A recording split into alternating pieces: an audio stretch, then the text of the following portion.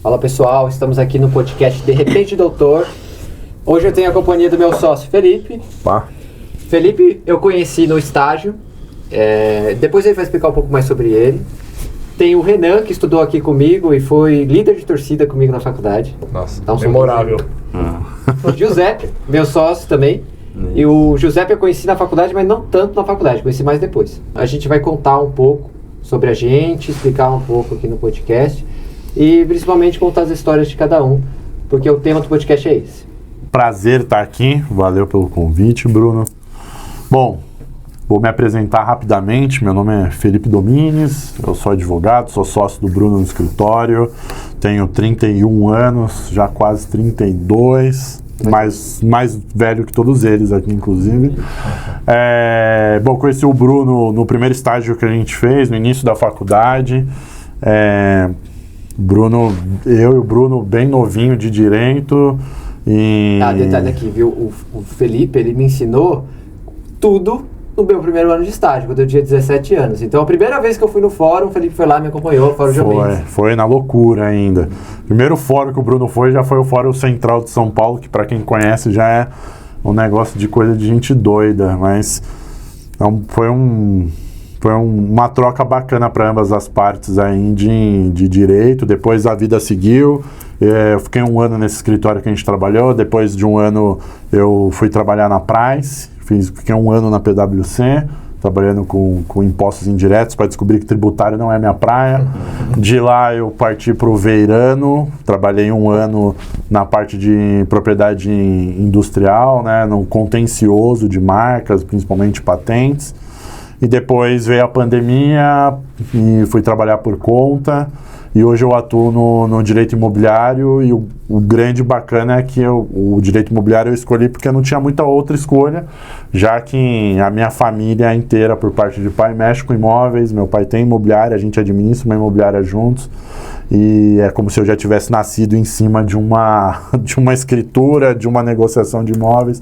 Então, naturalmente, o direito imobiliário veio muito fácil para lidar, mas também a gente lida aí com marcas, patentes e tá sempre trocando figurinha de alguma forma.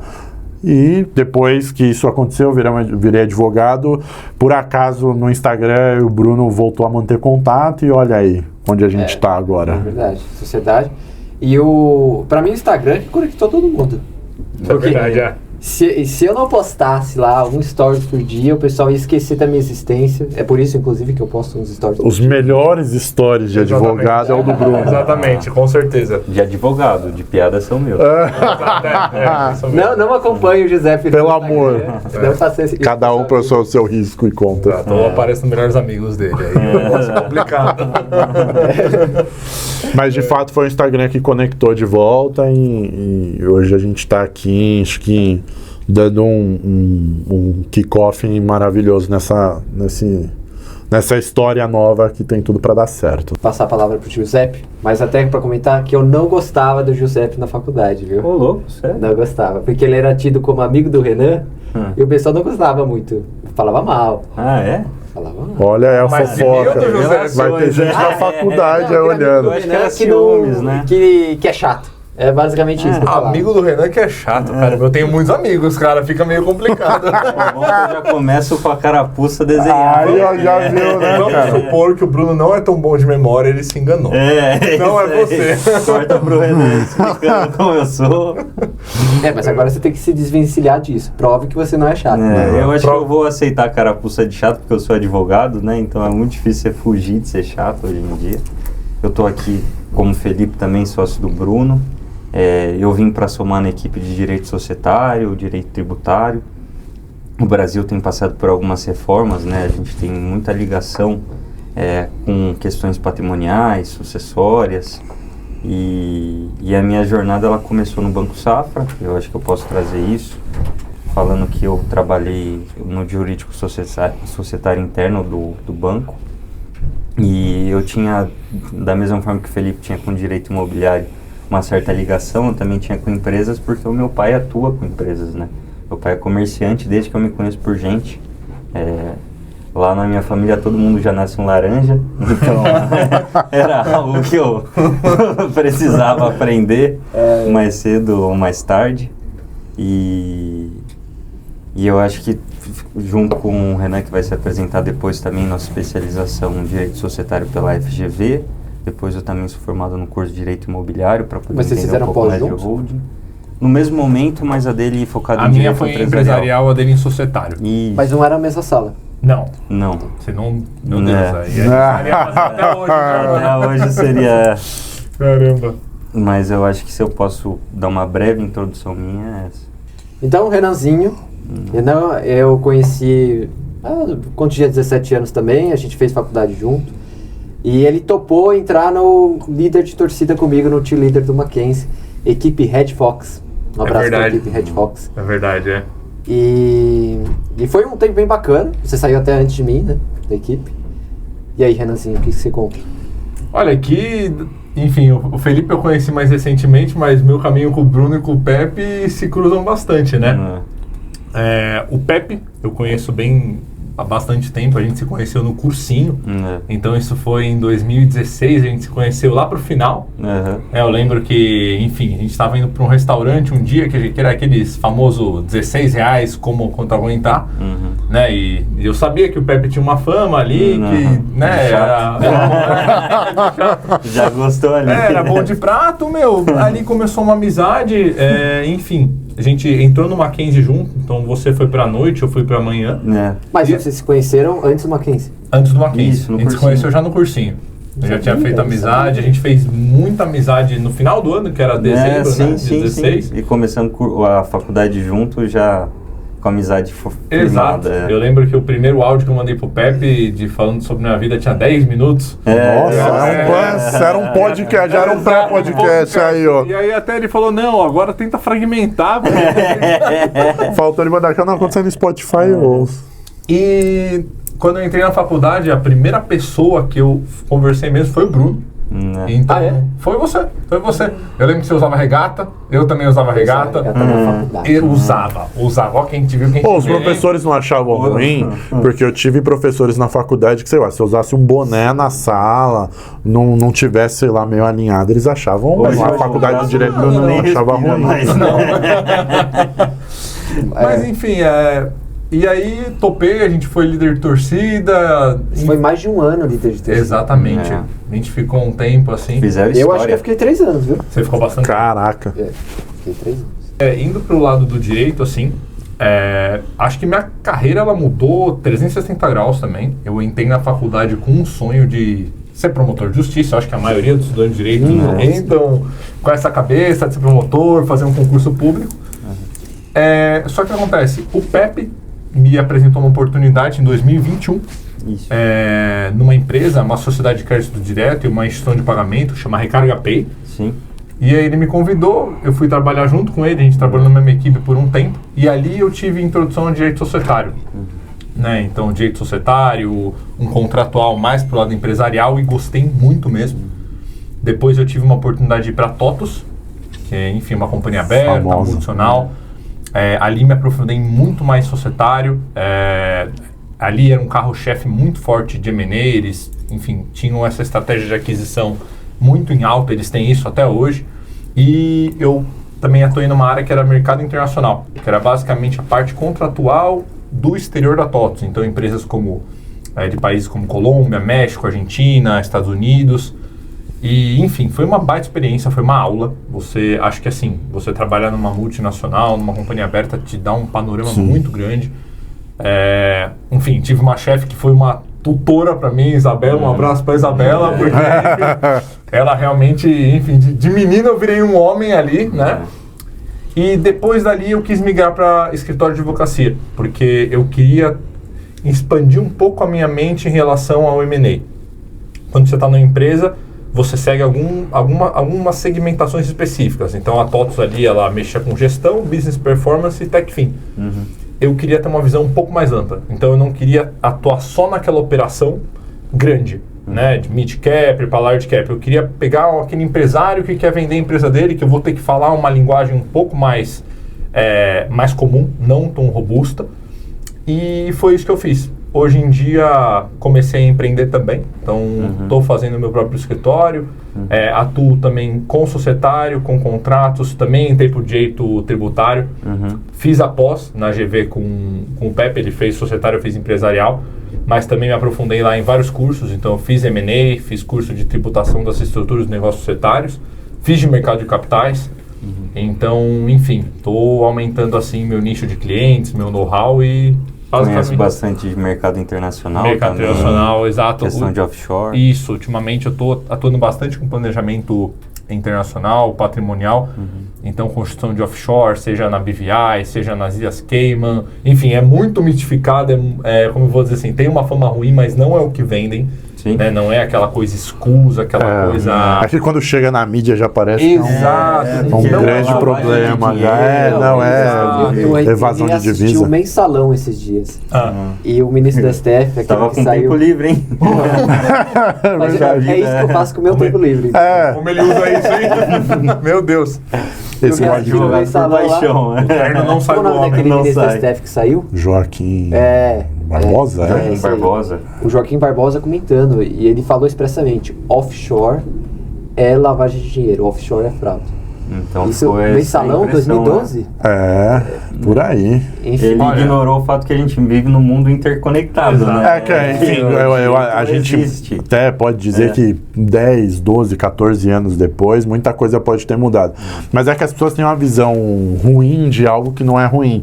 O instrumento é usado de forma ruim, às vezes. E aí populariza mal, mas muito pelo contrário, é uma grande ferramenta de coisa. Eu discordo totalmente desse pensamento, porque é assim. Tá discordando e não é nem puxar a sardinha para o trabalho que você faz, não, é verdade. Você na Vila do Pão. Vamos falar bem a verdade, né? A grande maioria dos advogados não conhece estruturas offshore. Eu não conheço. Não sabem falar sobre, não sabem estruturar. Então, algo que deve se estender até para o juiz, para os promotores, que é uma área do direito ali bem segmentada e bem especializada. Então, é muito fácil você ter opiniões fortes sem você conhecer. Então, por exemplo, eu detesto a palavra blindagem. Blindagem não existe. Te remete a uma coisa ruim. Exato. A gente falando blindagem também. Pro cliente. Ele quer a blindagem. Mas não é verdade, né? O que existe é você proteger seu patrimônio, é você dolarizar seu patrimônio, é você otimizar a carga tributária ali. Então é basicamente isso que você faz. Para você trabalhar com offshore, você tem que pensar no que o cliente quer. Então tem cliente, por exemplo, um casal que quer dolarizar o patrimônio, quer acabar pagando menos imposto, quer deixar uma sucessão bem estruturada, que apela para uma estrutura offshore.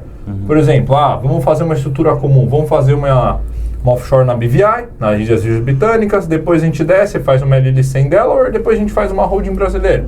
Ali você faz um rearranjo bacana, que funciona, que o cara vai pagar menos imposto. O cara vai pegar menos imposto na BVI, ali nas Ilhas Britânicas.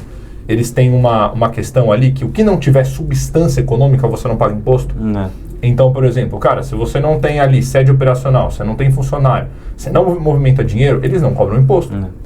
E veja que a gente não está falando de evasão de divisa, a gente não está falando de nada ilegal, a gente está falando de um pensamento... É o correio eletrônico, então, essa empresa, assim, não tem... Mas eu acho que é bacana você explicar que, assim, a ideia da offshore é que ela vai ser titular de uma estrutura já estabelecida no Brasil, e essa offshore, como ela está em solo que não é brasileiro, as regras de tributação são as regras... Da onde ela está, né? Da onde ela está. Exatamente. Então, no caso desse, a gente não tem, por exemplo, o ITCMD, que é a Associação Causa Mortes, porque não está em solo brasileiro. A gente não vai falar de um imposto incidente, né? Exatamente. A pessoa zera o ITCMD. Exatamente. E assim, quando você vai fazer esse tipo de estrutura, você tem que verificar a legislação ali onde você vai se estabelecer. Então, por exemplo, uma coisa que eu nunca indico que você faça como empresa ali, matriz final, né? A última acionista, a mãe, por assim dizer, uma LLC em Delaware, né? Porque que acontece? Nos Estados Unidos eles têm um imposto federal, que é basicamente o TCMD deles, que no evento morte você deve 40% para o Estado. Então, assim, se você cria uma estrutura e deixar ali como beneficiário final, você pode ter uma perda por imposto muito alta. Eu já não sabia disso. Exato. Então, sim. Assim, é o que eu falei, muitos advogados não têm esse conhecimento, não sabem estruturar uma offshore, de uma forma um pouco mais, estratégica, com menos risco, e vendem coisas que podem prejudicar o cliente. Né? Então é o que eu falo. Quando você vai estruturar uma offshore, uma estrutura internacional, você tem que avaliar o que o cliente quer. Ele quer proteger o patrimônio dele? Ele quer fazer um negócio? Às vezes acontece. Por exemplo, você tem um grupo de amigos que quer estruturar uma empresa específica.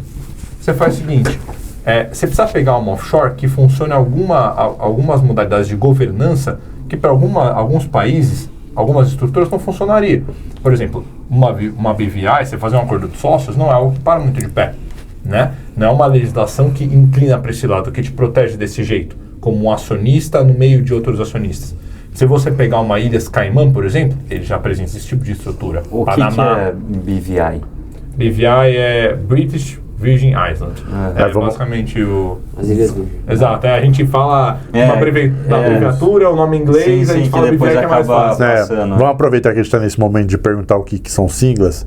Acho até que para quem está ouvindo e assiste a gente, nem sempre entende ou não é o público especializado. Sim. Só para falar que TCMD é o Imposto de Transmissão Causa Mortes e Doação. Exato. E LLC que você falou é uma sigla também. É uma sigla, exatamente. Limited Liability Company. Tá, legal. É uma modalidade de sociedade americana. Como se fosse a nossa limitada aqui no Brasil. Exatamente. Certo, isso. É só pra gente, né, ir colocando o tecla SAP nas coisas, né? Com certeza. Mas eu garanto que todas as siglas que eu falar, eu vou saber. Tá, não, beleza. É porque é normal, porque a gente tá acostumado, né? Declino... Isso. Dia a dia, mas às vezes... Isso, exatamente. Declino respeitosamente. Por exemplo, offshore. O que é offshore? Fora da costa. Exatamente. Tradução costa, onshore, empresa brasileira, offshore, tudo que não está na costa brasileira. Então, é um jeito simples de você explicar para alguém. Agora, pegando esse gancho, é importante dizer que a gente está falando aqui, que a gente está falando, eu não recomendo isso, não recomendo aquilo, para o caso Y funciona uma coisa, para o caso X funciona outra. Isso vai muito dentro de uma coisa que eu aprendi com o ex-chefe, Maurício Malek. Se você estiver assistindo a gente. Um abraço. Mas ele falava muito que a atuação dele, quando ele estava no escritório, era muito artesanal mesmo, muito específica para cada cliente. E eu acho que nada mais específico e artesanal do que o trabalho que você faz com offshore. Porque assim, você pega a vida do cliente, entende o que aplica para aquele cliente, não aplica para o outro. E isso é fantástico. E em tempos que a gente está... inteligência artificial, tudo massificado, ter um trabalho no direito como o que você atua com offshore, assim, entender a vida do cara para chegar num lugar comum é diferenciadíssimo. Assim, para fazer estrutura offshore, você precisa ter um estudo a mais ali, você precisa ver o país. Ter um feeling também, né? Porque às vezes nem o cliente sabe exatamente o que ele quer, né? Você precisa Na verdade, entender. Ele busca de você que ele indique o melhor lugar. Exatamente, para você entender o que ele quer, O cliente, quando ele vai até você, normalmente ele já tem uma ideia. Exato. Ele já viu no GPT, ele já viu alguma IA que ali dá certo. Ele chega cheio de diagnóstico, Exato. né? Na América do Sul, sei que paraíso fiscal bom é Paraguai e Uruguai. E aí, coloca pra cima. Mas aí cabe a você, advogado, delimitar. Aí quando você olha a história do cara e fala, não, bicho, não é isso aqui que você quer, não. É que nem M&A, né? Quando o cliente chega pra você e fala o seguinte, não, eu tenho a operação inteira fechada, só preciso assinar. Você fala, meu Deus do céu. É o famoso, tá tudo no esquema. Aí quando chega, você fala, nossa... Faz o contrato e assina. Não tá nada no esquema. Amanhã não dá. Não tá nada no esquema. O Felipe sofre bastante com isso.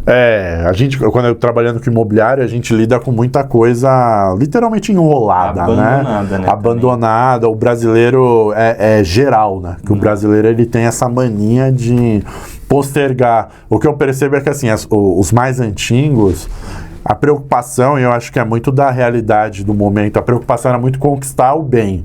Se aquilo tinha documento, se não tinha, se dava, se não dava. E não tô nem dizendo que o cara invadiu ou não, ele comprou de um jeito que depois a gente vai olhar hoje, você fala, meu Deus do céu, como é que você se submeteu a isso? Ou como é que a gente vai resolver isso? A folha do pão. E aí os caras faziam muita coisa assim. Então, assim, eu chego com o cliente falando uma coisa e na hora que a gente abre os poucos documentos que costuma ter, é bizarro que a gente lida, assim, você esbarra... Um ponto que eu acho que também é a falta de informação, Isso. né? O brasileiro, historicamente, infelizmente, a maioria não tinha acesso à informação. Exato. E a gente tem que dizer que aqui, e isso eu já ouvi, talvez seja real, mas enfim, não é nem viralatismo, mas no Brasil tem-se a mania de contratar o advogado para resolver o problema.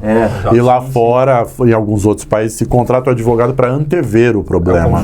Então você faz o consultivo e é um consultivo que funciona. Aqui a gente é muito o brasileiro é muito resolvedor de problema e é natural do momento, do país que a gente vive e tal, etc. Uma coisa que eu sempre falo para os clientes, que o Tribunal de São Paulo é o maior tribunal do mundo.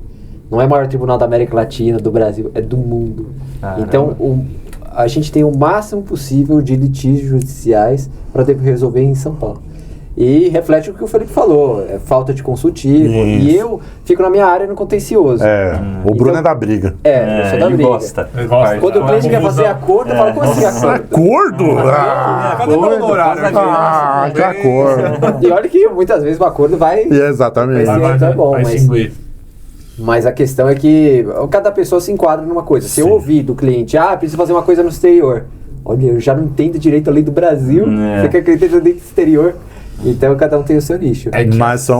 Mas aí é que entra o engraçado de como a vida nos uniu, né? Que é o networking, né? Entender que cada um faz uma coisa. E aí você tem... não, preciso fazer não sei o que lá. Ligo pro Pepe, pro Felipe, vai, pega o offshore aqui, não sei o que. Que é o que vale a pena. O principal é deixar claro que nenhum advogado sozinho sabe tudo. Não, o generalista costuma não dar certo. As pessoas chegam na gente desse jeito, querendo saber 1001 assuntos que você sozinho não vai conseguir. E tá tudo bem, né? E tá tudo bem. Isso eu acho que é mais compreensível no mercado da capital, né? De São Paulo. Infelizmente, no interior ainda tem uma noção do advogado roleiro. Que ele é um despachante de luxo, às vezes, né? Ele vai fazer de tudo. Ele vai faz um monte de coisa errada, né? Faz coisa errada. E depois precisa de um especialista para resolver. Exato. E eu acho que bate de novo nessa falta de acesso à informação. Acaba até mistificando a figura do advogado, né? Como uma pessoa cheia de conhecimento. Que o que você falou é o seguinte, que dá pra gente discutir bastante também. A ideia do consultivo se concentra muito na capital. Porque o advogado do interior ele tem aquela ideia contenciosa. Exato. Então o advogado é o cara engravatado do processo que vai lá despachar. Então, isso que pega, se você vê até as operações de M&A, você vê estrutura offshore, se concentram em São Paulo. Então é aqui que os grandes escritórios vão operar operação de M&A, né, mid, large cap. No interior é mais difícil. Até uma coisa, até no nosso meio de cobrança ali, para você explicar para um cara no interior que você vai querer cobrar uma porcentagem da venda dele na empresa, isso é muito difícil. Porque ele fala, não, meu valor é esse, você está me cobrando isso, e já é difícil. Então, que tem sempre essa diferença cultural, né? Até para explicar, para não parecer que a gente está julgando. Isso que eu falo, não é uma coisa assim aleatória, é um recorte da vivência de vocês. Eu ia até comentar, eu acho que eu deixei de apresentar esse ponto, mas na minha trajetória, a minha esposa é de São José do Rio Preto, esposa, tamo junto, companheiro. Noivo, namorida. Eu tava lá no meio. E eu fui trabalhar no escritório, muito bom, Bento Muniz lá, abraço para o Ari e para a Marina, meus mentores até hoje. E lá os clientes têm mesmo essa noção do advogado que ele vai fazer tudo. O Ari e a Marina, eles não eram só especialistas em sucessão, processo civil. Eles tinham que desenrolar qualquer coisa que chegasse para eles. Então, eu tô falando com conhecimento de causa, né? Eu vejo que o Brasil ele tem algumas pequenas expansões, até o Bento Muniz tinha sede em Goiânia, em Brasília, em que esse mercado de São Paulo ele começou a nichar lá também. Mas é porque tem um volume muito grande com o agro, né? O agro que está carregando o país, na minha opinião. Ele trouxe a necessidade dos advogados se especializarem em diversas áreas, seja em direito tributário, direito empresarial, de processo civil, né, para conseguir ganhar algumas causas, mas ainda é como se fossem pequenas bolhas, né? Não é um consenso geral do advogado que pode ser específico de uma área e ter o direito de não saber das outras. Não, você falou, né, falando de patroa, minha esposa é secretária executiva C-Level, né? Então ela lida com CEOs e tal. E às vezes a gente... os mercados são pequenas bolhas, né? E ela fala muito de oportunidades de trabalho, de secretárias que trabalham para famílias. E eles trabalham para famílias muito ricas, assim, coisas que a pessoa tem que organizar a vida dessa família, mas não é uma família muito rica no nível que talvez a gente tenha noção. São famílias que, pô, os caras têm vários imóveis e vários investimentos. E eles que eles nem sabem. Isso, não, e eles ficam entre... A administração por lá quebra tudo. E eles ficam entre aqui, os caras ficam um tempo morando em Nova York, um tempo morando na Europa, e eu não consigo pensar que os caras não têm uma estrutura de offshore, principalmente por morar fora, por girar dinheiro fora. Então, às vezes a gente acha que isso não existe ou está muito distante, mas é cada vez mais necessário, porque o mundo ele é interconectado. As pessoas têm cada vez mais, com a internet, de viver em vários lugares, ou, sei lá, a gente pega um nômade digital que tem muito dinheiro, cada vez parece uma coisa que era muito nichado, muito específico, muito pequena, ou que tinha uma coisa ruim envolvida, e a gente começa a ver que não, que cada vez mais as pessoas precisam montar estruturas ou fora do país, ou entender, ou desenhar, e o consultivo vem junto, né? Se você parar para pensar, assim, não só grandes famílias ricas, né, que montam estrutura offshore, mas se você parar para pensar nos grandes bancos, todos eles estão por trás ali, não só de estrutura offshore, mas também de fundos de investimento. Que, enfim, é uma estrutura no Brasil aqui que é um grande coringa. Se você parar para pensar, né, com a lei que instituiu ali, regulou os fundos de investimento, ela criou, por exemplo, o fundo de investimento fechado e o aberto. No fundo de investimento fechado, a lei diz que o seguinte... o que tiver integralizado no fundo fechado, que você... fundo fechado você não vai mexer, né? É isento de imposto. Então vamos supor que você pega um imóvel, você integraliza um imóvel lá de 10 milhões. Sobre aquele imóvel você não vai pagar imposto, porque ele está no fundo de investimento. Então aí você chega num grande nirvana tributário, que, enfim, grandes empresas, grandes bancos, até grandes famílias que têm o patrimônio, vão criar esse tipo de estrutura, não só de fundo de investimento, mas também estruturas offshores para... O que é isso? Não é fraude. A lei está cobrindo. É você otimizar ali uma carga tributária. É você pagar menos imposto. Está errado? Não está.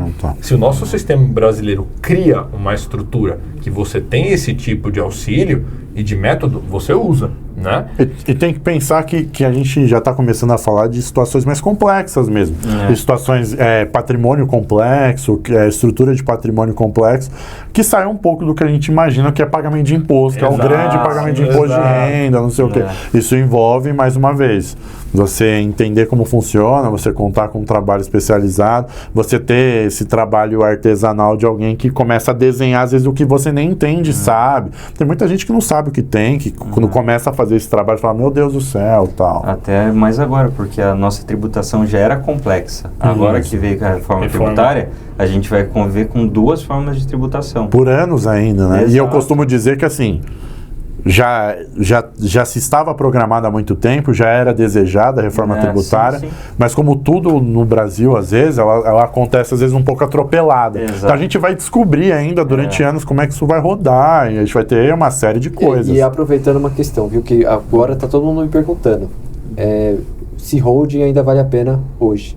Depende. Depende. Mas aí, a melhor resposta é advogado para sempre. Fala virado pra lá que eu vou pegar o corte e mandar pro pessoal que tá perguntando. Se holding vale a pena nos dias de hoje. Você começa? Pode ser. Você dá o pontapé. Eu acho que o primeiro pontapé que a gente pode falar de holding é que a economia que a gente tinha com o ITCMD, que é a doação causa mortes, ela já foi embora. Morreu. Antes a gente conseguia fazer a integralização do capital imobilizado, né, os imóveis iam para a empresa, e na hora de você passar a titularidade dessa empresa para os seus filhos, ou então até numa doação em vida você já deixar eles como titulares, a gente podia usar a base de cálculo do ITCMD, o valor patrimonial contábil do que era esse imóvel, que é o valor do imposto de renda. Que a gente não atualiza, né? Que a gente não atualiza, que é até o valor histórico, não tem nem ligação com o valor venal. Então a gente tinha às vezes fazendas de 30 milhões que a gente conseguia, por um valor da declaração do imposto de renda, fazer uma doação das cotas que fosse de 100 mil reais. Agora não, a gente não tem mais essa benesse, tributária, porque a reserva legal alterou com PL 108, mas a gente ainda tem uma economia tributária em vida, quando a gente for falar de receita de aluguéis. Exatamente. Se você quiser falar, Renan. Ele deu o ponto negativo, eu vou dar o ponto positivo. Olha para aquela câmera e fala esse ponto positivo. Tá bom, vamos falar. Eu preciso mandar pro pessoal que tá perguntando. Tá bom, vamos lá. O que vale a pena ainda? Se você tem muito imóvel ali que você usa de aluguel, se você deixar isso na sua pessoa física, você vai pagar mais imposto. Sim. Por quê? Com a reforma tributária, fora isso ser tributado no seu imposto de renda, ainda tem mais 2 impostos que você vai ter que pagar, né? Que é o IBS e o CBS. Por quê? A reforma tributária ali, ela vai ver o cara, pessoa física, que ele tem renda de aluguéis de imóveis, como um prestador de serviço. E o prestador de serviço, normalmente a alíquota dele ali nos impostos é mais alta.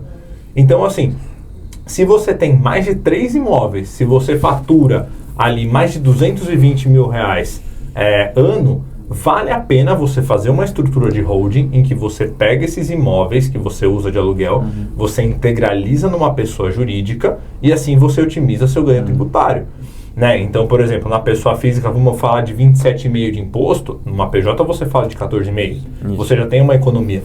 Então, o que é importante falar, ainda vale a pena? Depende da sua estrutura, depende do que você tem. E é uma coisa que eu sempre converso com o Pepe. Para você otimizar, você tem que gastar. Então, às vezes o cara, não, mas tá bom. Enfim, eu já ganho aluguel assim, não sei se vale a pena fazer essa estrutura, que eu vou pagar imposto do mesmo jeito, mas você vai pagar imposto. Não é gasto, não é custo, né? É um investimento. E tem coisas que não tem jeito, tem que usar o dinheiro agora para que no médio, às vezes no curto, você passe a pagar menos, mas não tem jeito, faz parte. É uma mudança de regime, né? Isso. Eu acho até bacana falar, eu acho que o Renan falou 220 mil, mas se eu não me engano é 240 mil no ano anterior.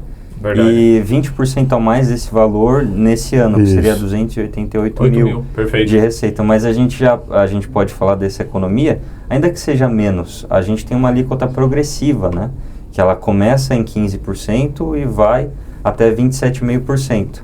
Se a gente falar de mudar para pessoa jurídica, a gente vai para uma mudança de regime, então a gente tem esse benefício, né? Exato. E um ponto interessante é que a reforma ela não trouxe só um aumento de imposto, mas ela trouxe uma nova forma de você cobrar esse imposto. Sim. Né? Então a gente tem até o split de pagamento, que agora, antigamente, você recebia o dinheiro, você movimentava esse dinheiro e depois você acertava o seu imposto. Exato. Agora não, no momento que você recebe, você já é tributado. Então a gente vai diminuir o que a gente tinha de capital de giro para muitas empresas. Mas isso não está em vigor ainda, tá? Já está em vigor. Então o que acontece é o seguinte, às vezes a empresa recebia 100 mil, deixava esse dinheiro em caixa, rendendo e pagando o que tinha que pagar. Né? E depois pagava o imposto. Agora não tem essa. Agora veio esse dinheiro já descontado. Mas no mesmo mês ele tem que pagar. No momento que você recebe. No momento que você recebe. E um ponto importante... Que dizem que a máquina, se você trabalhar com máquina de cartão, em tese a própria operadora já vai fazer isso. Isso. Né? Uma coisa importante também falar sobre questão de aluguéis. A gente deixava de fechar muitas holdings porque o cara falava, eu não preciso me preocupar porque eu recebo por fora. A alíquota é zero e não tem como competir com a alíquota zero. Agora, imagina, agora com a reforma tributária a gente vai ter um sistema que ele vai vincular os imóveis ao seu CPF. Então você não tem mais como ter essa sonegação, né, receber por fora. E a grande coisa que eu já ouvi de um cliente é, não, mas eu continuo recebendo por fora. O que ninguém entendeu é que, ok, você declara esse imóvel, você vai ter um imóvel que vai ter declarado como residência, e, eu não declaro, ok, mas a conta não vai fechar, a Receita vai cruzar os dados, mas esse imóvel aqui que você paga IPTU que a prefeitura falou, você mora nesse aqui. Esse aqui, o que está acontecendo aqui, bicho? Me explica. E daí a gente vai ter uma receita que ainda que receba por fora, se você tem um gasto de cartão de crédito, e a pessoa cobra esse gasto, mesmo que ela não tenha caixa na conta corrente, o governo ele já vai... ele vai começar a cruzar os dados, mas como é que você, sei lá, declara que ganha X, gasta Y, A gente vai falar de multa, juros, autuação fiscal, execução. Tem que dizer que o sistema de Receita Federal do Brasil, se não é o melhor, é um dos melhores do mundo, cara. Eu tive... É igual a CT. É verdade. Os cursos que eu fiz na GV, que foi da tributação das estruturas dos negócios societários, eu tive o professor Cláudio, um abraço professor Cláudio, um professor excelente, que era um superintendente da Receita, e ele dizia isso: o sistema da Receita Federal é muito evoluído. O cruzamento de dados é real, é algo que está acontecendo. Muita empresa, muita pessoa física também não está ainda preparada, instruída para receber essa mudança. Como você falou, não é uma mudança de lema, mudança de sistema. Então, enfim, e aí é o que a gente sempre fala para cliente no quesito tributário. Cara, você recebeu uma autuação? Pode nunca receber. Acontece. Você pode ser ali o gato pingado que vai cair para fora. Exato. Tem 5 anos te garante, né? Exatamente. Só que é um risco que você vai permanecer até você não mudar. E se você for autuado... Ficou maior agora. Exato. Com certeza. Exatamente. Eu acho que o trabalho da Receita agora... E até acho porque eles abriram aquele REARP agora, de gente que... A Receita meio que deu a oportunidade para todo mundo que não estava regularizado regularizar, vamos esquecer o que ficou para trás, você me paga o que eu estou dizendo aqui, e daqui para frente você começa a declarar normal. E eu acho que até por abrir isso, daqui para frente, quando fechar, a Receita vai falar, olha, eu te dei a oportunidade, você não vê, eu vou te autuar. Então assim, é tempo de afastar a ideia de que mexer com isso e estruturar isso para o médio, para o curto, para o longo prazo é um gasto, esquecer essa ideia, entender que é um investimento. E você precisa contratar um escritório de advocacia, precisa contratar um advogado, precisa contratar a gente. E... brincadeira à parte, precisa fazer isso porque, de um jeito ou de outro, se você não gastar agora reestruturando alguma coisa que você vai receber de volta esse investimento, você vai gastar com a Receita. E o da Receita você não recebe de volta, você vai pagar de multa. Se você parar para pensar, a maioria das economias que a gente, como advogado, tanto no foco tributário societário, indica é a longo prazo. Sim. Então, até quando você indica uma economia de você migrar para PJ, para PF, você tem ali um parecer que você indica em quanto tempo você vai receber aquele dinheiro que você pagava. Justamente. Então, enfim, essa é a jogada. E acho que isso é uma responsabilidade para o advogado também, né? Com a reforma, com tudo que a gente está passando. E é algo que é um assunto que se estende muito mais, que é a forma que o advogado vende as coisas. Exato. Então, assim, muito advogado que não se preparar para a reforma tributária, para os assuntos que estão mudando, vai vender estrutura de holding errado, vai fazer cliente perder dinheiro. Então, enfim, é um trabalho nosso se adequar, é um trabalho nosso vender de uma forma correta. Então, até pegando um gancho até maior, você falou, vamos vender uma estrutura offshore, e aí o cliente sempre ansioso, um M&A, quando que você fecha? Muitas vezes, isso é comum na advocacia e todo mundo aqui pode estipular, né? Que você já teve aquele chefe ou aquele, enfim, colega que promete milagre, 1000 maravilhas, que no dia seguinte fecha. Eu não trabalho assim. Não existe fórmula mágica. Não tem existe fórmula milagre. mágica. Você trabalha, para você prestar um serviço bom, você tem que mostrar a realidade para o cliente. Né? Então, enfim, às vezes você vai vender um M&A ali que seja, vou fechar em 2 dias sua empresa. Passa batido coisa na due diligence. Sim. Fecha um contrato errado. Hein? Usa o famoso modelão ali em que você não vê direito a atribuição de responsabilidade. Na hora que fechou, todo mundo comemora, estoura champanhe. Depois, aí vem o problema. Exato. Então, acho que é um dever nosso, assim, advogado, sempre saber como a gente vai instruir, como a gente vai vender. Falar a verdade pro cliente é o que às vezes a gente conversa entre nós ou fala pro cliente. Às vezes a gente até joga contra o escritório, parece, né? Tipo, não, você tá me falando isso porque você não é nem que eu não quero, eu quero muito fechar. Mas para eu fechar com você, eu preciso te passar a realidade, é uma decisão sua. Eu prefiro que você saia daqui chateado. Eu falo muito pros clientes, prefiro que você saia daqui chateado comigo, porque eu te disse a verdade, do que você saia daqui achando que é 1000 maravilhas, daqui uma semana você vai me odiar e eu não quero. E foi exatamente isso que eu percebi quando eu criei o escritório, porque o escritório tem um sucesso razoável, eu vejo por conta da crise de confiança que tem no mercado jurídico. Tem tanto advogado que promete uma coisa que é impossível de entregar, não é nem que ele não entrega, mas que não dá para entregar, que quando você recusa uma ação judicial, e aqui, nossa, eu que atuo no contencioso, principalmente consumidor, tem várias ações judiciais que não fazem sentido. O Bruno só pega a ação que ele acredita. Eu recuso a ação. Se é uma ação que não tem alta chance de êxito, acima de 80%, a gente sabe que não existe causa-ganha, porque eu posso pegar um juiz que não gosta do Giuseppe, e o Giuseppe é uma autorização. Então, a casa ela pode ter uma improcedência, e o recurso depende do cliente pagar as custas. Então, não é só recorrer. O cliente ele tem que pagar as custas. Eu já tive experiências assim, de processos ganhos, que foram perdidos em sentença por N motivos e o cliente não quis recorrer. Então, eu acho que o mercado jurídico, ele, embora seja a maior categoria, são os advogados, ainda tem muita coisa para tirar daí, porque a gente tem essa crise de confiança hoje em dia. Até algo para complementar isso, para você ver como a gente, cada um com o seu pedacinho de área ali, o Felipe com o imobiliário, você no contencioso raiz, o Pepe... Direito das ruas. Direito da sua. O Pepe um pouco mais... Não vai garantir a sua idiota. Eu mais pro lado do societário, tributário, M&A. Cara, a gente tem que se complementar e tem que conversar. Tem até uma analogia que a gente fala, né? Quando você vai criar até um planejamento patrimonial, o societarista, ele é o arquiteto.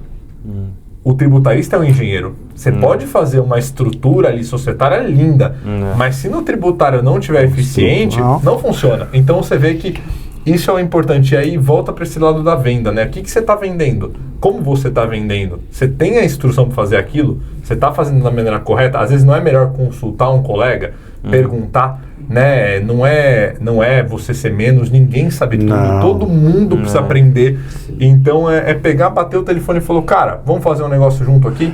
Assim que surge as suas parcerias. A gente entende que todo mundo precisa de dinheiro, mas às vezes é melhor todo mundo ganhar junto do que ninguém ganhar nada. Ou um só ganhar e depois ruir o que ganhou, porque trouxe um prejuízo muito grande e não vai fazer nunca mais. Né? Então, exatamente. De fato, trabalhar juntos. Eu lembro que na faculdade, a primeira coisa que o coordenador do curso falou é que sozinho você trilha o caminho, chega no lugar. Sim. Mas se você estiver em conjunto, contar com pessoas, você chega ou mais rápido ou mais distante. Sim. E é basicamente esta mesa de 4 advogados conversando entre si, né? Que é o que o que nós estamos aqui. É bacana trazer, porque muita gente não sabe, mas o processo custa caro, né?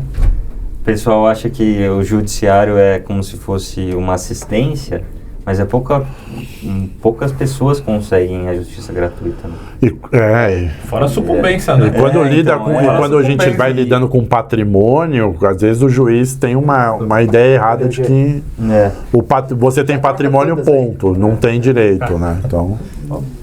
São Paulo, eu vou falar pra você, cara, é igual o Bruno falou, o maior tribunal do mundo em vários quesitos. Ô Bruno, eu acho legal você explicar o que é a sucumbência, né? Você tá abrindo a gravata, né? Tô abrindo a gravata. É muito estratégia. Gravata. Direito das ruas. Essa gravata aqui viveu. Pior, eu que tentei abrir na mão e e ao vivo ainda, hein? Só com o laptop. É que eu tô de terno, se eu tivesse regata eu abria. O Pepe é tipo o cara... É tipo o cara que tá apresentando o jornal que tá com o terno da cintura pra cima, né? Mas eu acho bacana porque, né, esperamos que os nossos ouvintes não sejam só colegas, mas eu acho que até a noção de advocacia, né, ou essa falta de informação as pessoas não têm. Mas quando você entra com um processo, você tem que pagar para entrar com esse processo. Se você tem uma causa de 1 milhão, você tem que dar 1,5% disso. Aqui em São Paulo. Cada estado tem o seu custo. Mas a gente já está falando de 15 mil. Você tem uma causa mais modesta, que seja 100 mil reais. Se você tiver uma apelação, 4% disso é 4 mil. Então as pessoas não entendem que o processo é um jogo, né? Você às vezes tem que... E eu falo todo dia, tem processo que não vale a pena. Às vezes, até eu peguei uma situação ontem, uma academia, um direito do consumidor, mas uma academia de R$ 1.800 por mês. Uma baita de uma academia. E simplesmente a academia não deixou a consumidora cancelar o plano.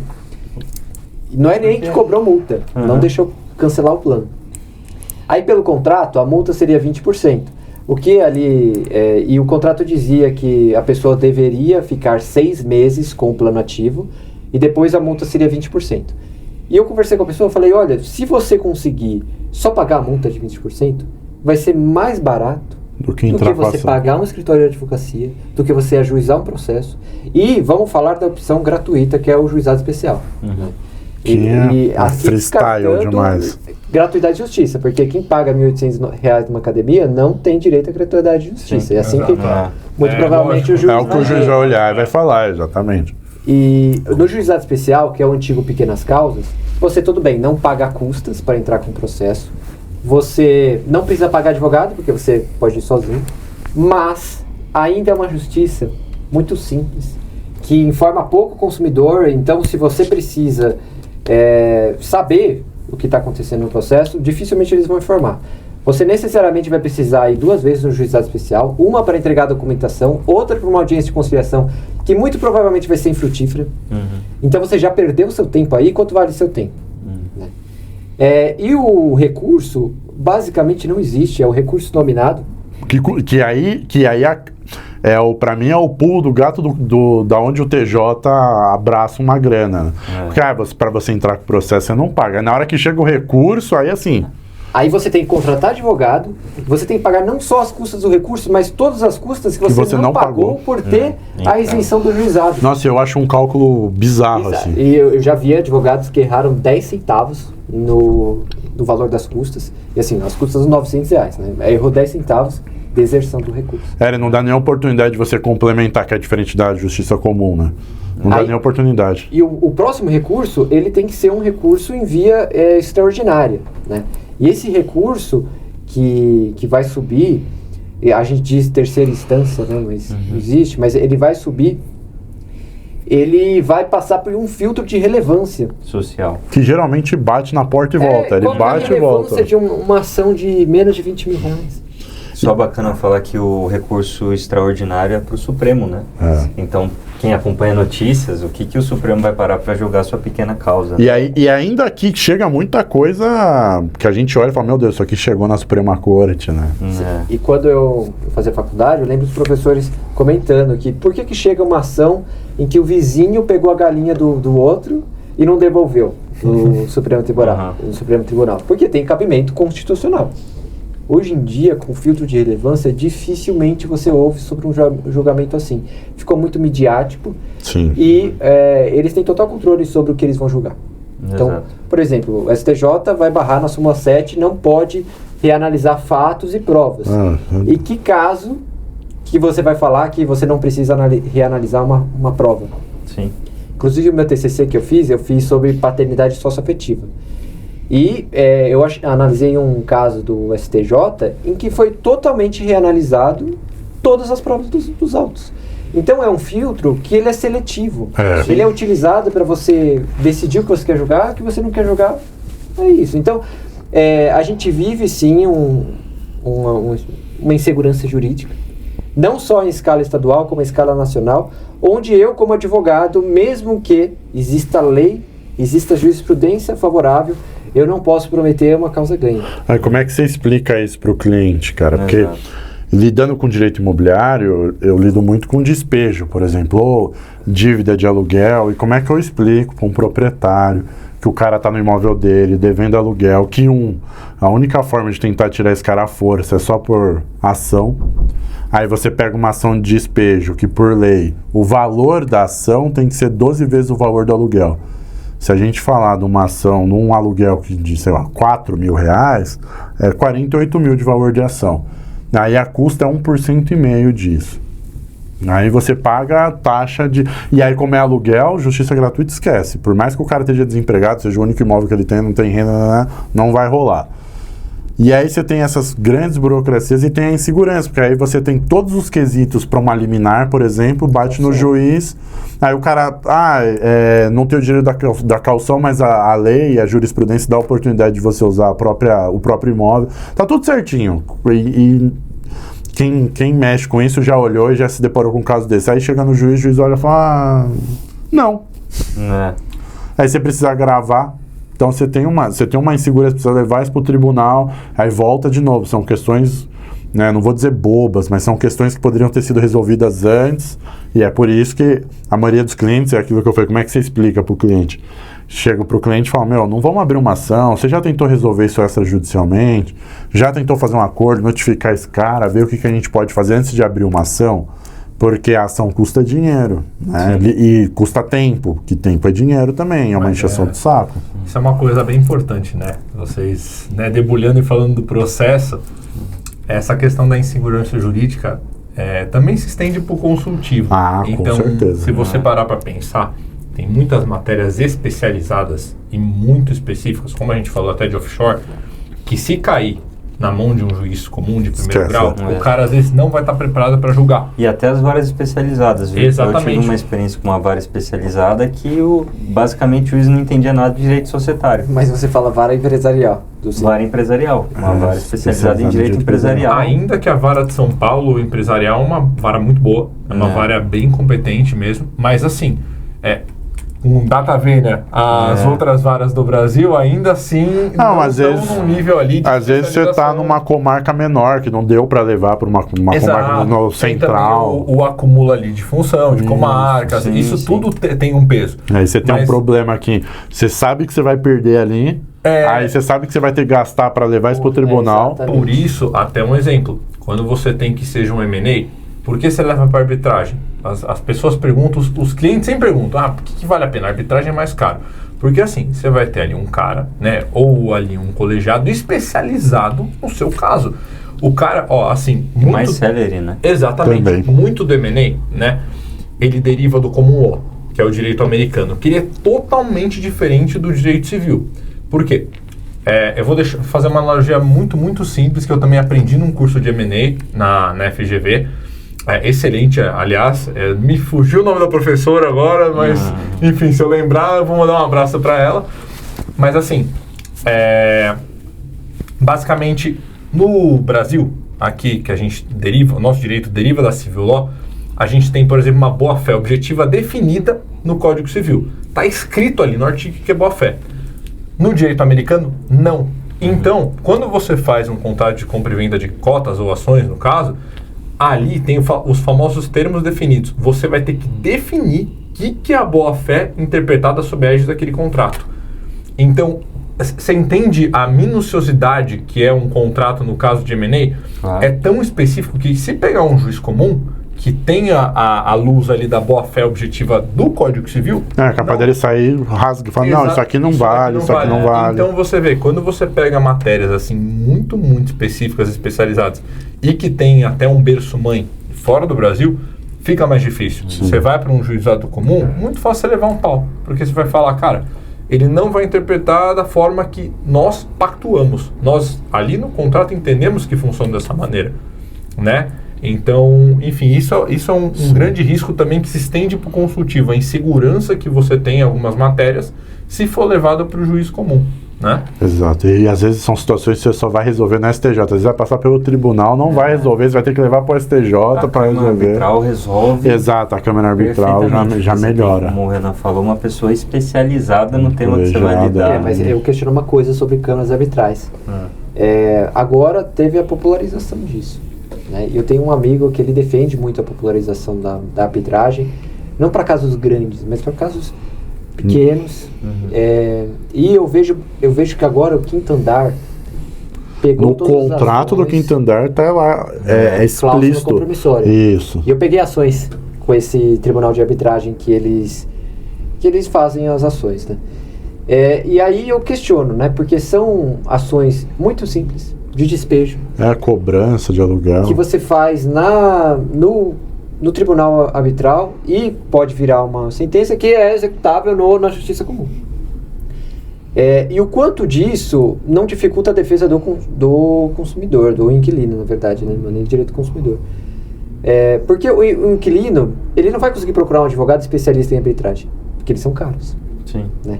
Então, basicamente, não tem como ele se defender com um advogado especialista em arbitragem, mas o Quinto Andar vai ter. E questiono também a idoneidade disso, porque se você tem um tribunal que tem 10 mil ações de um cliente, ele acaba dependendo do cliente. É que o ponto você pode trazer até a noção de contrato de adesão, né? Que é quando o consumidor ele não tem espaço para... Ele tem que parar para pensar que o locatário com o Quinto Andar, ele é consumidor. Sim. Assim como o locador com o Quinto Andar, né? A única relação que não é de consumidor é locatário e locador, né? É que desde já a empresa ali, que ela pactua na forma de contrato de adesão, ela sabe que se ela for para o consumidor, ela vai se dar mal. Sim. Porque é algo que é de praxe. Todo advogado, todo empresário sabe que enfim, a interpretação não vai ser favorável a ele. Agora, voltamos de novo. a tecla que eu bati, acho que desde o início. A necessidade de um profissional que vai olhar para o seu problema e vai falar, isso aqui é melhor a gente fazer assim, ou vamos fazer assim com o risco que vai, mas se acontecer isso aqui, a gente contorna para cá, tal. E aí é aquilo, não é o profissional da fórmula mágica, não é o cara que abre lá o Instagram e te vende o grande Shangri-La do direito que vai resolver a sua vida. É o cara que vai te falar a verdade, vai te mostrar o panorama. E é necessário. E às vezes esse profissional, duramente falando, e muita gente não entende, não custa barato. Mas daí a gente entra no custo Brasil, né? Sim, também tem isso. Porque o advogado tem a frustração de não conseguir cobrar o valor do seu serviço. E o cliente acha que está pagando muito caro por um serviço mais específico. Advogado é especializado, advogado é caro, cobra muito. Né? É visto como custo, né? Assim como o contador é visto como custo. E assim, é loucura, porque falando de pessoa física, tudo bem, eu até consigo entender, até a página 3, 4. Não consigo entender quando a gente lida com pessoas que têm um grande nível de patrimônio, ou recebem, enfim. Mas falando de pessoa jurídica, às vezes não faz sentido, né? A pessoa jurídica, mas é que eu sou uma microempresa, enfim, não importa. Vê o advogado como custo, o contador como custo, não é custo, cara, isso não é um gasto que você tem. Faz parte da estrutura para que você possa, você lide com um escritório de advocacia, sei lá, comigo, né? Porque o Bruno falou de cartório e qualquer coisa assim, fora do contencioso, ele manda mensagem para mim. Mas, assim, brincadeiras à parte, assim, para você lidar com o escritório de advocacia, a gente tem que lidar com o Bruno, por exemplo, que é o cara que vai te defender no contencioso e vai brigar. Ou de ter que lidar com o Bruno do lado de lá. Não fala que é o cara Bruno. que é o cara que vai brigar com unhas e dentes para que você, empresa, perca e o cliente dele ganhe. Então, você tem que entender que isso não é um custo. Você contrata um advogado, um escritório de contabilidade, um escritório de advocacia para evitar ter que lidar com isso. Eu acho que a palavra principal você falou que não é um custo, eu chamo de investimento. Exato. É a mesma coisa que a gente falou da reforma tributária e, enfim, do que a gente pode otimizar. Cara, se você vai precisar gastar isso para economizar. Você está investindo para... É assim que funciona. Se até para plantar, né? Se for para usar a analogia do agronegócio, enfim, você vai plantar soja. Você tem um custo para plantar soja, aí você colhe e depois você lucra com isso. É a mesma coisa para qualquer outra coisa no direito, é uma analogia real. No caso de vocês até dá para falar em lucro, né? Muitas vezes no meu caso é evitar o prejuízo. Exato, isso mesmo. Porque se o cara tem uma dívida que o devedor não pagou 100 mil reais, ele não pagou a dívida, ele não vai ganhar mais do que isso, ele vai ganhar menos. Porque ele vai ter que pagar o advogado dele para ir atrás do negócio. Isso, mas ele vai estancar uma sangria. Exatamente. Né? Então ele vai pensar, olha, os 100 mil reais que eu tinha para receber não vai ser mais 100 mil reais. Vai ter o custo advogado, o custo tribunal, mas eu prefiro receber alguma coisa do que não receber nada. Ele pode pedir danos morais. Antes recebeu 80 do que receber nada. Exato. Danos morais para cobrança de dívida, Foi em São Paulo, né? Inclusive foi o que eu falei para um cliente hoje, eu estava comentando, né?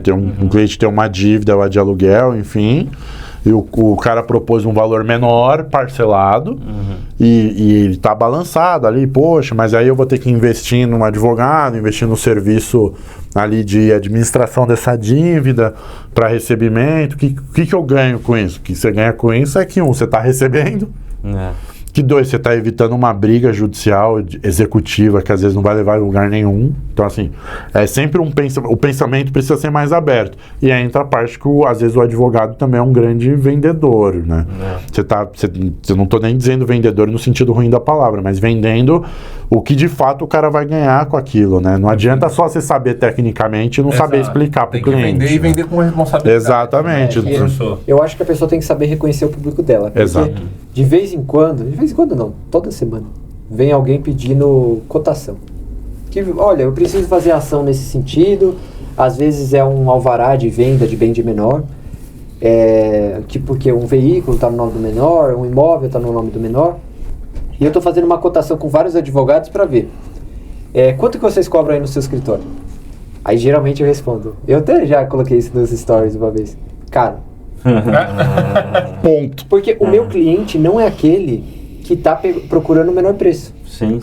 O meu cliente é aquele que muitas vezes confia em mim e vê que a ação judicial vai fazer diferença você confiar ou não no advogado, e que para ele vai valer a pena. Então, várias vezes, o orçamento mais caro, ele desbanca o mais barato. Então, é questão de você reconhecer o seu cliente. Tem algum tipo de ação que compensa. Vai compensar para o advogado, cobrar uma entrada menor para receber no êxito. Só que, em grande parte, não. E, às vezes, eu acho que os advogados eles são mais definidos pelos processos e pelos trabalhos que eles recusam do que aqueles que eles aceitam. Porque a gente pode colocar no papel, tudo bem, a gente trabalha mais do que 8 horas por dia, mas pode colocar no papel que temos 8 horas por dia para trabalhar. Se você fica tomando o seu tempo muito com coisas que não são muito bem remuneradas, você vai ter um prejuízo aí. Mas aí é o principal, né? O advogado, ele vende o tempo dele. Então, por isso é precioso você escolher em que você vai se dedicar. Porque, realmente, às vezes você pega um cliente ali que está querendo cotar um valor e você até topa baratear, mas você vai, no final, ter uma bucha que, enfim, você não vai conseguir nem dedicar. Te custou mais caro, te custou, você tá pagando para trabalhar. E a gente também, como ser humano, também tem o emocional. Às vezes você não tá afim de fazer aquilo ou você não quer, né? O que é totalmente compreensível. Isso é muito bom. É uma forma de você precificar seus honorários. O quanto que vale o cliente transferir a dor de cabeça dele para você. Exato. Exato, porque advogado é resolvedor de problema, né? Você absorve esse problema. Fazer isso mantendo a sua qualidade. Exato. Porque é o que a gente quer fazer. Então, por isso o preço vai nisso. O preço vai também na qualidade que eu vou manter. Isso, e assim, tempo dedicado. Às vezes as pessoas acham, então vocês tem o olho grande, é ganancioso, é longe disso. É saber equilibrar quanto custa o seu tempo, quanto custou, poxa, os 5 anos estudando, o tempo de especialização, o tempo lidando com outras ações. Gastos da especialização. Porque são coisas que são difíceis. Trabalhos, serviços como esse, seja o nosso, o contador, ou pessoas que lidam de forma intelectual, é muito mais difícil, porque sei lá, a caneca aqui eu consigo dizer que o aço está custando tanto, que não sei o que lá, logo o tempo para isso, a máquina, tudo você põe no papel e fala, custa tanto, eu preciso lucrar não sei quanto, beleza. O trabalho intelectual não, né? Porque você não consegue precificar os 5 anos de faculdade, o tempo que você estudou, as experiências individuais, o tempo que você está abrindo mão de estar fazendo outra coisa para lidar com isso. E às vezes eu entendo, porque do lado de lá, quando a gente quer pagar alguma coisa, às vezes a gente também não tem essa compreensão. Mas, porém, entretanto, todavia, tudo isso faz parte do preço do advogado. E é por isso que tem advogado que custa X e tem advogado que custa 15X. Até um exemplo bem clássico, assim, né? Até que complemento que o Brunão falou de você saber o seu público. Exato. Então, por exemplo, se vem um cliente ali, mais focado para o tributário, societário, planejamento patrimonial, reforma tributária, tributação dos dividendos. 10% acima de 50 mil em dividendos. O cara quer dar um jeito ali de receber o resultado da empresa de uma forma que ele vai pagar um pouco menos. Seja ali fazer um mútuo, seja com prolabore, N situações que você pode elaborar. Um cara que recebe acima de 50 mil só em dividendos, ele tem ali a condição de pagar o preço de um advogado competente, de um cara que realmente vai fazer uma estrutura ali tributária que vai funcionar para ele. E a gente já tem estrutura tributária para lidar com isso. Exatamente. Né? E volta àquilo que a gente fala, que você tem que saber explicar. Não adianta ser muito bom tecnicamente. Porque é o valor, né? Você tem que saber explicar para o cliente passar essa confiança, e aí entra no que o Bruno falou. Às vezes o orçamento mais caro vence o orçamento mais barato, porque não é só preço. Quem vai muito só por preço acaba, né, não vou dizer sempre, mas acaba assim, lidando com situações que você olha e fala, puxa, me frustrei. Né? Até é bacana ainda você poder falar para os nossos ouvintes como funciona a fuga da tributação dos dividendos em 10%. Tá. Fuga não é a palavra certa, mas assim, tudo é legal. Mas basicamente é essa a ideia. Tudo é feito de forma legal, mas assim, com essa tributação dos dividendos, o que acontece? Se você recebe acima de 50 mil em dividendos, 10% ali você deve imposto. 50 mil por mês. Exatamente. E uma coisa assim, tem uma brecha aí que abre discussão para bitributação, se o Giuseppe quiser complementar depois, ele também explica para todo mundo o que quiser saber.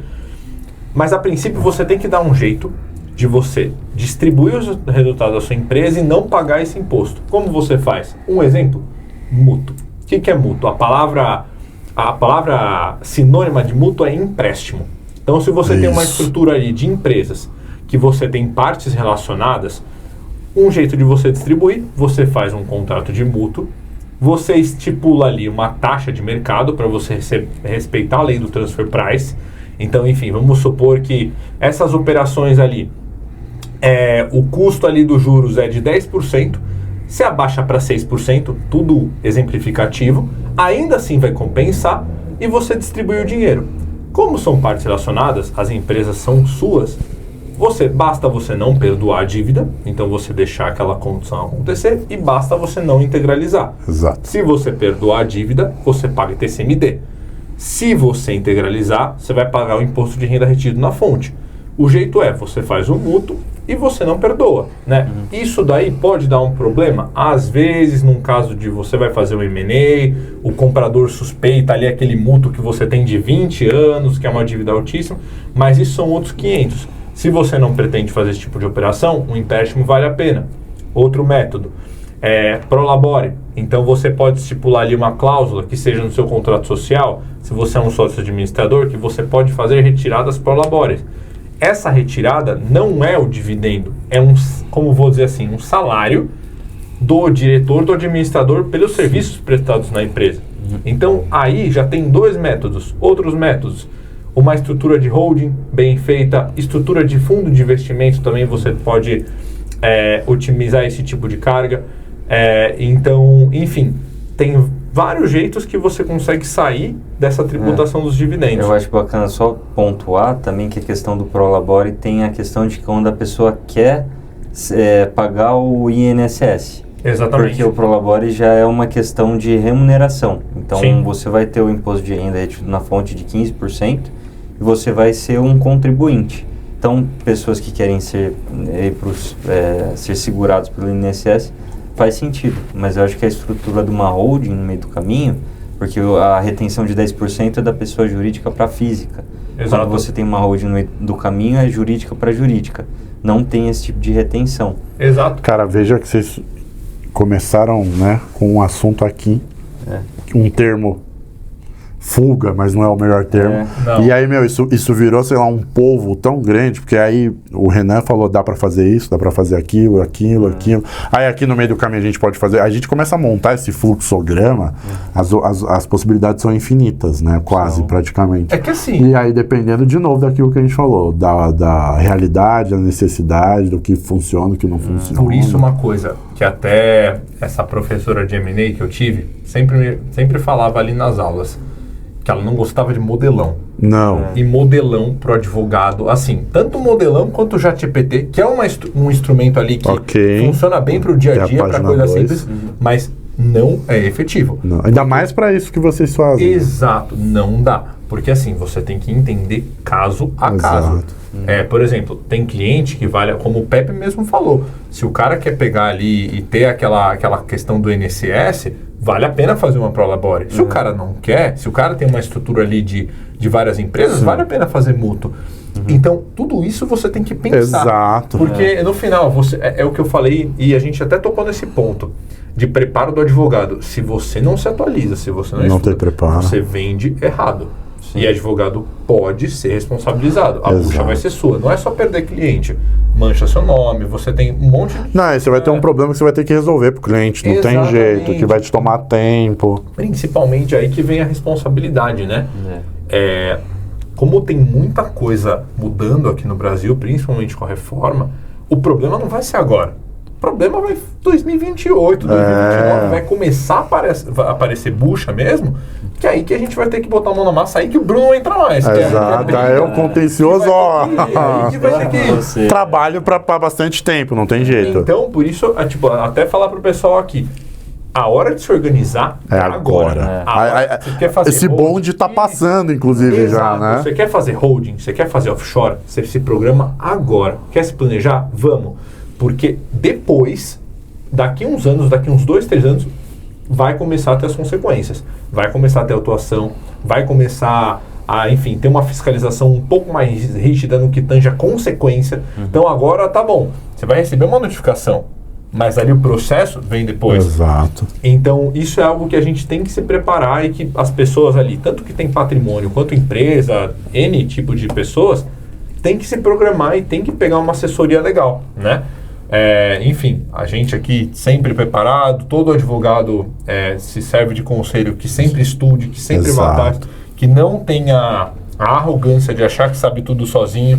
Todo mundo precisa de ajuda. Não dá aquele advogado generalista do interior, no exemplo que você tem falou. Muitos que são muito bons, eu acho que a experiência ensina muito. Exato. Mas a especialização, ter acesso a bons professores... Não à toa, geralmente esses caras acabam montando escritórios, contratando outros advogados que fazem essa grande... Essa coisa funcionar. Agora, deixa eu falar. Ficam falando para vocês aí que a inteligência artificial vai acabar com a advocacia, não vai ter mais advogado. Só o que a gente vem falando aqui prova por A mais B que a figura do advogado é necessária, que principalmente a humanidade do advogado, uma pessoa real, para lidar e analisar alguma coisa, é e vai ser sempre necessária. Não existe.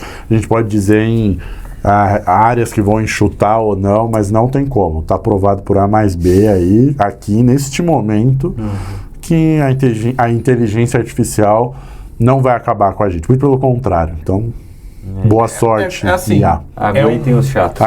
Não tem aqui, de repente, doutor para sempre. Mas assim, é isso, é uma ferramenta. Exato, a gente utiliza no dia a dia. Você quer elaborar um e-mail que fica com muitas ressalvas, assim, porque você acaba revisando o trabalho que já foi feito. E principalmente por quê? Porque a rotina do advogado é apertada. Porque é uma rotina intensa, a gente tem muita coisa para manejar. Isso, lida com o cliente, você fala com o cliente e tal, toma tempo, precisa pensar. Aparece café.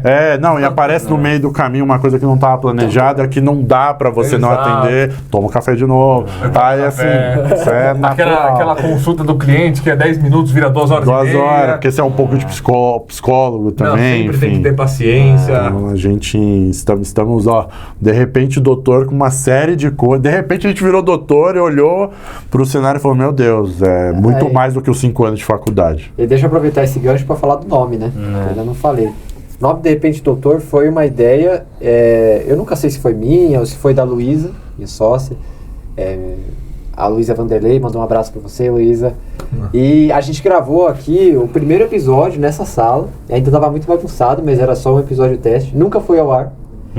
E a gente falava um pouco de o que a gente achava que é a advocacia sendo recém-formado, né? Hoje já faz uns 2 anos que isso aconteceu. E eu tenho totalmente um aspecto diferente, um achismo diferente do que eu acho que é a advocacia hoje em dia, né? E eu acho que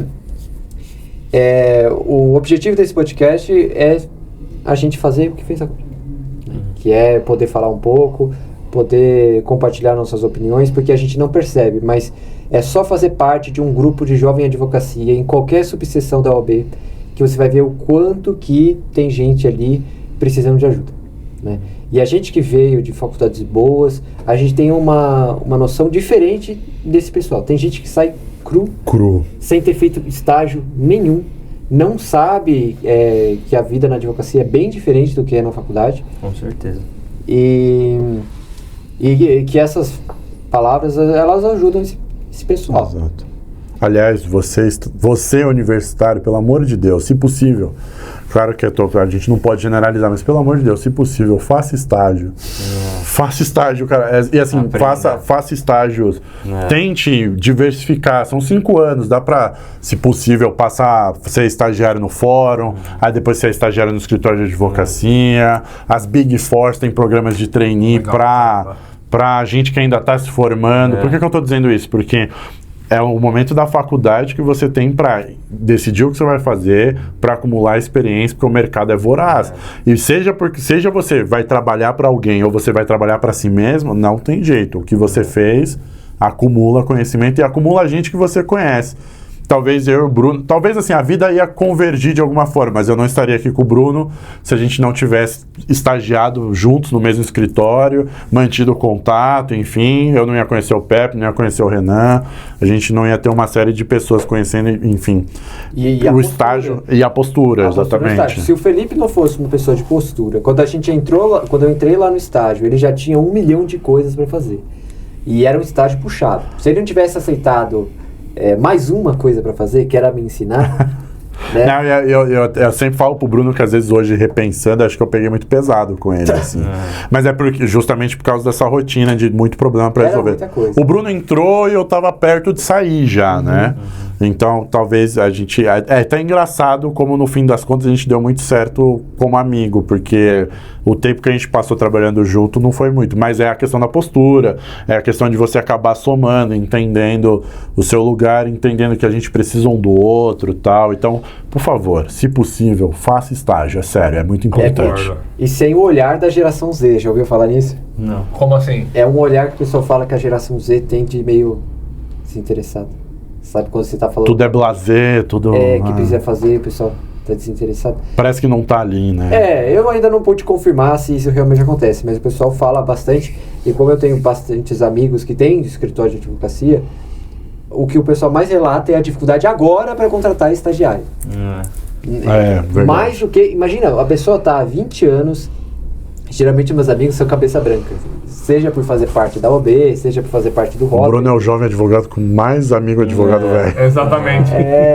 Falem, a alma dele é velha. Não, incrível. Mas eu gosto. Enfim, e também esse pessoal que tem coisa, lição. Isso, tem um monte de história pra contar, gente. exatamente. E pro cara ficar 25 anos na advocacia, ter visto o mercado de trabalho nesses 25 anos, contratando gente, e reclamar agora, falando que ele nunca viu o que tá acontecendo agora, é porque é diferente. Sim. Né? Então é uma coisa que a gente tem que se atentar, e a gente não, que a gente não precisa mais. Exatamente. Mas quem tá ouvindo, quem vê, exatamente. Mas eu acho, tem vários comentários sobre isso, eu até posso compartilhar minha experiência própria. Mas eu acho, primeiro, porque a geração de hoje é mais imediatista, porque a gente vive na rede social, a gente tá acostumado a tudo ser muito instantâneo. Então, isso está ligado também ao sucesso instantâneo. Então, às vezes você entra como estagiário, ou que seja, em algum lugar, você não está disposto a ouvir ou a prestar atenção. Você não tem jeito. Você vai engolir sapo, vai lidar. Não estou nem normalizando, não devia acontecer, mas... Não é bom, não é legal. Assim, é a minha experiência com o aprendizado, né? Para colocar aqui para todo mundo saber um pouquinho. Meu professor de societário foi o Pepe. Isso aí. Então, eu odiava... Só da introdução. Exato, o resto a vida assim, encaminhou. Eu detestava direito societário. Assim, primeiro que na faculdade você não aprende societário nem M&A. Tem professores muito bons, mas é uma superfície do que é a prática. Porque o direito é muito vasto. Eu aprendi as cláusulas shotgun, essas cláusulas que vai para acordo de sócio. Normal, Mas aí, vamos supor que você está no seu escritório, aí você é um estagiário, tem um ato societário ali, uma alteração do contrato social. Seu chefe chegar, registra isso daí. Registra? Onde? Cartório, junta, como? Então você vê, é algo difícil. Mas enfim, eu detestava direito societário, não gostava mesmo, enfim. Não era a sua praia. Eu fui para a RHP, estava trabalhando com o Pepe. O Pepe foi um professor, o Pepe entrava em reunião comigo, me explicava, me dava noção, falava, você sabe por que é tal coisa? Você sabe por que tá a deliberação ali? Por que a ordem do dia? Por que tá escrito aquilo? Às vezes, isso é a questão de você ter o tempo de estudar e prestar atenção no que você está escrevendo ou lendo. Porque aí que vem a questão do modelão. Sei lá, tá ali uma convocação, convocado nos termos da lei 124 da lei da SA. Abre e lê. Lê o que significa aquilo.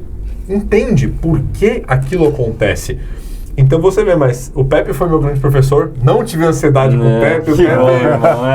Tamo junto, o Pepe foi ali e me ensinou bastante. Mas foi a prática que te mostrou que de fato você gostava. Mas assim, encontrar as pessoas certas também. Mas aí vem uma coisa que sai do que a gente conversou.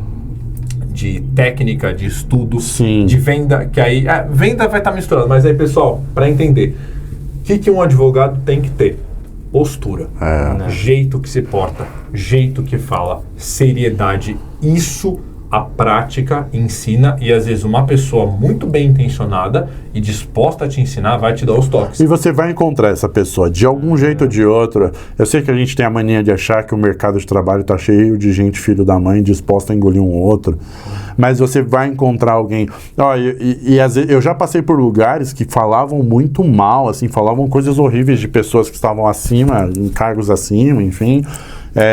E a minha experiência com a pessoa foi incrível, assim, de aprendizado, de ter sido muito humano comigo, de tal. Então, assim, às vezes você precisa estar com a mente aberta, precisa estar disposto a ir trabalhar. Foi para um lugar e entendeu que não era o seu lugar, você troca e você vai mudando. Eu sei que aqui é no alto, talvez, de um privilégio de poder fazer ou não fazer, mas se possível, por isso eu digo se possível, é passar por diversos lugares. Eu falo mesmo, a minha experiência na praia, a PwC é uma grande empresa incrível, uma escola maravilhosa, aprendi várias coisas. E uma das coisas que eu aprendi é que aquele tipo de trabalho, aquele ambiente, não era para mim, não porque é ruim, mas porque de fato não fazia parte do que no fim eu descobri o que eu gostava de fazer, e você só vai descobrir isso trabalhando. Se você deixar para descobrir isso depois que passar na OAB, depois que acabar a faculdade, você acaba concorrendo com gente que teve a oportunidade de saber o que isso já, e aí você se frustra com a advocacia quando poderia ter tido uma experiência muito melhor. Sabe uma coisa importante?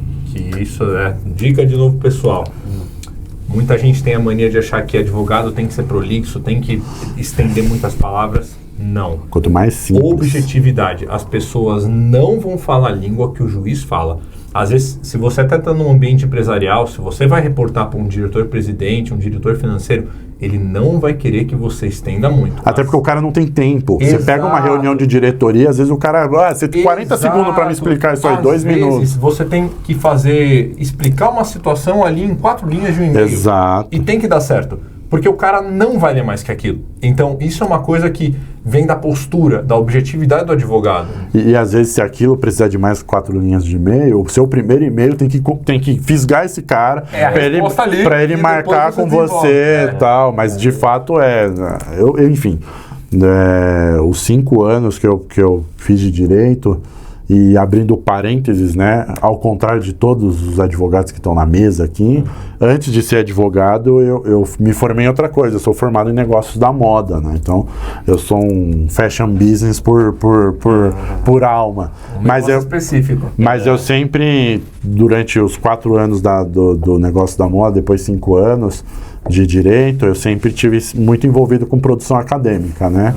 E eu sempre acreditei muito que, ao contrário do que se diz, eu preciso me fazer entender da forma mais simples possível. Eu não preciso ser prolixo, eu preciso saber me expressar de uma forma que seja completa e ao mesmo tempo simples. É um trabalho difícil.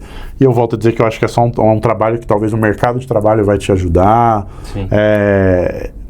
Tudo isso que é um pouco etéreo de se falar, no fim das contas precisa estudar direito, precisa fazer as coisas com a mente aberta, precisa estar disposto a ouvir o que não está afim, a saber filtrar as coisas, a estar sempre se atualizando, a se autoconhecer, conhecer os lugares, a buscar conhecimento, não só no direito, porque no mundo interconectado, as disciplinas também se conectam. Então, às vezes, você não precisa só saber direito, você precisa saber outras coisas.